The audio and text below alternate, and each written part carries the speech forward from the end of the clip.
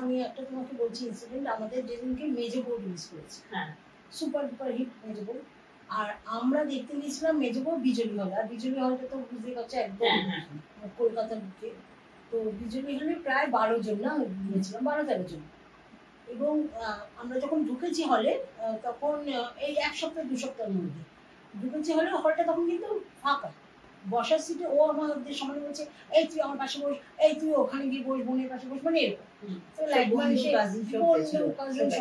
এবার লাইটম্যান এসে বলছে, এই ওকেই বলছে, এই তুমি এরকম করছো কেন, টিকিট মিলিয়ে দেখে দেখে বসো। বলছে ও কাকু, ও কাকু রাত ফাঁকাই তো আছে সিট, বলছে এক্ষুনি ভরে যাবে। আমরা তখন না বিশ্বাস করছি, ঠিক আছে বাবা বসি, বকা খেয়েছি, বসেছি। তুমি বিশ্বাস করবে না, শুরুর আগে আমরা তখন অতটা দেখে ঢুকে দিয়েছি, টিকিট দিয়ে দিয়েছি, আমরা ঢুকে গেছি।